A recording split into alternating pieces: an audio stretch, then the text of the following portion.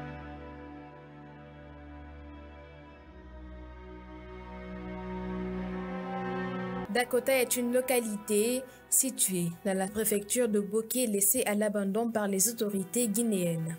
En plus du manque d'infrastructures sanitaires, ses habitants sont confrontés à de nombreuses autres difficultés. On n'a pas de route, ni de courant. On souffre. Nos téléphones ne se chargent pas. Pour les brancher, il faut aller dans d'autres villages. On n'a pas d'hôpital. Quand nos enfants tombent malades, on prend une moto qu'on carbure nous-mêmes pour l'amener à l'hôpital. On souffre vraiment. Se rendre dans ce village est un véritable calvaire, surtout en saison pluvieuse. Abdourahman Kalaban vient de temps à autre ici. Pour lui, ce village n'a connu aucun changement depuis 1997. Depuis 1997,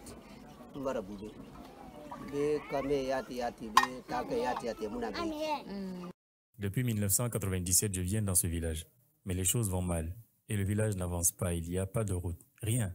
Quand la saison pluvieuse te trouve ici, tu ne peux aller nulle part, vu que les routes sont creusées. Et on tombe tout le temps malade. Construite depuis le régime Conté, la seule école de cette localité est aujourd'hui abandonnée. Le président de l'APAE nous explique les raisons. Avant, les enfants de 3 villages étudiaient dans cette école, mais ces derniers se sont retirés. Les enfants qui étaient là aussi, certains sont partis à Boké et d'autres à Conakry. L'enseignant aussi est parti pendant 1 an avant de revenir. Mais comme il n'y a plus beaucoup d'enfants, il est parti, laissant l'école abandonnée. Afin d'améliorer leurs conditions de vie, les habitants de ce village demandent de l'aide aux autorités. Comme annoncé en titre, le tissage est un métier artisanal à pratiquer en Afrique depuis des années. Il consiste à tisser des étoffes et de son coton pour en faire un habit. Dans ce journal, nous vous emmenons à la découverte d'un maître tisserand de la préfecture de la Baie au cœur du Fouta Djallon, Mamadou Pété Diallo, puisque c'est de lui qu'il s'agit à consacrer toute sa vie à ce métier. Il partage aujourd'hui son savoir-faire à la nouvelle génération. Nassana Fofana. Le tissage, voici le domaine dans lequel Maître Mamadou Pété Diallo se sent bien. Passionné, le maître tisserand a appris ce métier depuis 1979. Après 3 ans d'apprentissage, il a mis sur place son propre atelier. Aujourd'hui, Maître Pété forme les jeunes au centre d'autopromotion des femmes de l'Abbé. C'est là-bas que nous retrouvons en pleine situation de classe. Liste numéro 4, fil numéro 1. Liste numéro 3, fil numéro 2. Après la théorie en classe, Maître Pété passe à la pratique dans l'atelier. Ici, le rôle de chaque combinaison de fils de coton est interprété à la lettre. Quand on dit nombre de fils, on devient remise. Ça c'est une remise. 1, 2, 3, il y avait 24 remises dans la soupe. 1,30 m de laser. Mais c'est toi, tu vas travailler. Dans cet atelier, la première image qui retient notre attention est l'absence totale d'outils industriels. Ici, tout est manuel. C'est avec cet outil que Maître Mamadou Pété transforme les fils de coton à sa guise. Du haut de ses 60 ans, Maître Pété se décarcasse avec les moyens du bord. C'est avec mes propres outils que j'enseigne ici. J'ai signé un contrat avec GDZ depuis 2003, mais ça c'est déjà fini. Aujourd'hui, beaucoup de personnes veulent venir apprendre, mais je n'ai pas de moyens et je n'ai pas de soutien aussi. Le maître tisserand a formé plusieurs générations. Malgré les difficultés du métier, il parvient toujours à transmettre son savoir-faire. Amadou est l'un des tout premiers apprentis de Maître Mamadou Pété. Aujourd'hui, il vient l'assister au CAF de l'Abbé, une manière d'assurer la relève du métier. Aujourd'hui, j'ai maîtrisé le métier. Je viens l'aider dans la formation d'autres personnes. Mais ça se passe bien grâce à mon maître Pété. Il nous soutient sur tous les... Restant toujours à l'intérieur du pays, en Guinée forestière, la ville de Guékédou, située à 600 km de Conakry, était autrefois l'un des plus grands marchés hebdomadaires de l'Afrique de l'Ouest. De nos jours, cette localité manque de plusieurs infrastructures sociales de base. La jeunesse de cette ville cosmopolitique, inquiète de la situation, sollicite un accompagnement. Maman Issa Tatabel Camara. Nous sommes dans la ville de Guékédou, située à 600 km de Conakry. À première vue, cette maison des jeunes qui ne répond plus aux normes. Des chaises endommagées, des feuilles éparpillées, des murs mal entretenus, c'est l'image que présente cette maison commune des jeunes de Guékédou. Faya Félix Kamano est le directeur adjoint. Natif de la localité, il y travaille depuis plusieurs années. L'extérieur de la salle, effectivement, du bâtiment, inondé par les vendeuses de friteries, installer les jambes n'importe comment par la mairie. Et à l'intérieur, les difficultés que nous avons, on est en train de combattre beaucoup de difficultés. Les années 2016-2017, c'est les chaînes musicales même qu'on empruntait ailleurs pour venir animer cette maison. Dans le domaine sportif, la commune urbaine de Guékédou ne dispose d'aucun terrain de football digne de nom, explique Tamba Robert Milimono, directeur préfectoral de la jeunesse de Guékédou. L'une des difficultés que nous traversons, c'est le manque d'infrastructures de jeunesse, que ce soit dans la commune urbaine, que ce soit dans la sous-préfecture. Nous n'avons pas de terrain de proximité adéquat, nous n'avons pas de maison des jeunes ou bien de foyer des jeunes dans les sous-préfectures. Il y en a à des endroits, mais qui sont mal entretenus, qui ne sont pas dans un bon état. Quand je prends le cas de la commune urbaine de Guékédou, nous avons le stade préfectoral qui est situé dans le quartier ici, en Santakura, à proximité même de notre bureau de la maison des jeunes, mais qui est dans un état de délabrement très poussé et qui ne permet pas à la jeunesse de dérouler ses activités sportives et physiques dans un cadre idéal. Et nous avons aussi la maison des jeunes de Guékédou qui, depuis très longtemps, est dans cet état-là. Peut-être, je me rappelle, elle avait été rénovée en 2007 par UNICEF. Et depuis lors, je crois, il y a eu encore des retouches en 2011. Mais maintenant, là, voici l'état de la maison des jeunes qui ne nous permet pas de dérouler des activités socio-éducatives. Des difficultés, il y en a dans cette ville cosmopolite qui a sombré depuis l'agression rebelle de novembre 2000. À cela s'ajoute la maladie à virus Ebola qui a endeuillé plusieurs familles en 2014. La localité est depuis lors méconnaissable. Les habitants espèrent un jour voir le développement de cette localité. Culture pour finir, l'influenceur ivoirien Camille Makosso est en Guinée depuis quelques heures. Dans l'après-midi de ce vendredi, il a tenu une conférence à débat dans la salle de l'amphithéâtre de l'Université générale Lansana Conté de Sonfonia avec comme thème « Comment réussir après les études ». Mamadou Tanoba nous fait le point. C'est le Camille Makosso, entrepreneur et coach en motivation qui a tenu en haleine des étudiants de l'Université générale Lansana Conté de Sonfonia. Devant les étudiants, l'influenceur a utilisé la stratégie de motivation pour faciliter l'échange. Nous ne sommes pas dans la conférence classique, nous sommes dans la stratégie de la motivation. Voilà, nous, c'est une rencontre de motivation, d'échange, de partage d'idées et d'expériences. Voilà, donc j'ai senti des étudiants très attentionnés. Et je pense qu'il y a une graine au niveau de la Guinée qui va bientôt pousser. Et je sentais en eux beaucoup d'étudiants qui voulaient beaucoup entreprendre, beaucoup qui veulent faire des choses. Mais le seul problème qu'ils ont, c'est où trouver le financement. Nabintou Diawara et Oumar Kamara ont suivi avec assez d'intérêt la conférence animée par Camille Makosso. Cela va apporter un changement pour moi parce que je vais essayer de voir, parce que là il a même parlé de l'agenda, comment se planifier. Peut-être que je vais commencer dès maintenant à me planifier, même si je le faisais avant, je vais reprendre encore plus. Il nous a initié à comment réussir dans le domaine de l'entrepreneuriat et montrer aussi des aspects, quelques aspects aux étudiants, comment on réussit dans le domaine de l'entrepreneuriat, tout en indiquant aussi les aléas de ce que cela aussi peut impliquer. La tenue de cette conférence a été autorisée par le rectorat de l'Université générale Lansana Conté de Sonfonia, avec à sa tête le professeur Daniel Lama. Nous sommes dans une dynamique de développement de la culture entrepreneuriale au niveau des étudiants.